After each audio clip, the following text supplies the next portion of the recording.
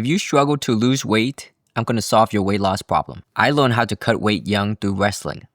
And back then, I thought extreme methods were normal. But when I gained weight in my late 20s, and again during COVID, I had to relearn weight loss the right way. That's why I'm giving you a simple, sustainable method today. I want to share with you a beginner-friendly method for kickstarting your weight loss journey. You don't have to start a brand new diet or give up your favorite food. When you're getting started, what matters most is how many calories you eat compared to how many calories your body burns. That's why I want to share a simple method that helps you lose fat without overhauling your life. This method is a great way to start if you are trying to lose weight for the very first time or have struggled with weight loss in the past. If you have ever started a diet or thought about it and felt overwhelmed by all the rules around food, all sorts of tracking apps, dietary restrictions, and conflicting information, you're not alone. Most people are in that boat, and oftentimes people fail not because they lack willpower, but because their diets are too complicated. This method removes all that.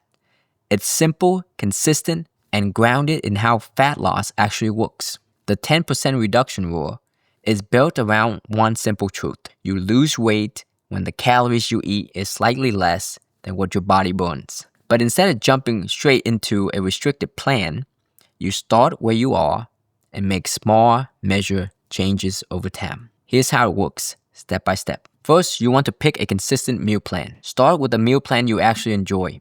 Foods you like, meals that fit your routine, and portions that feel satisfying. Put all those things on your meal plan. Make sure your meal plan has two important things.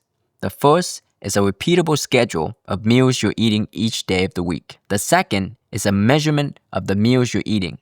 This can be either the total weight or the total calories of each meal item, or both. And then follow that meal plan for a week. It doesn't have to be perfect. Try to avoid a meal plan made entirely of ultra-processed donuts. But hey, no one is judging. The key is consistency. When your meals are consistent, it's easy to see patterns and make small strategic adjustments.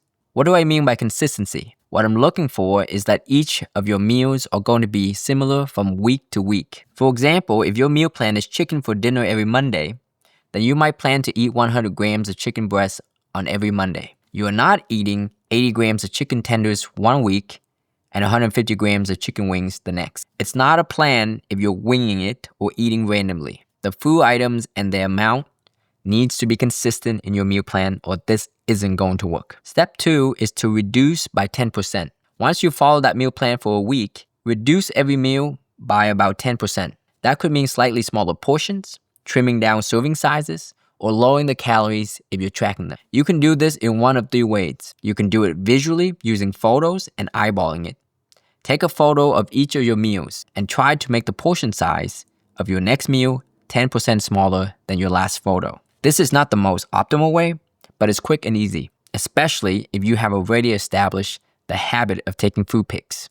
Secondly, you can do it by weighing your meals and then reducing the weight of your next meal by 10%. This requires a food scale, but it gives you a much more accurate measurement. Finally, you can track the calories of each of your meals and then reduce the number of calories by 10%.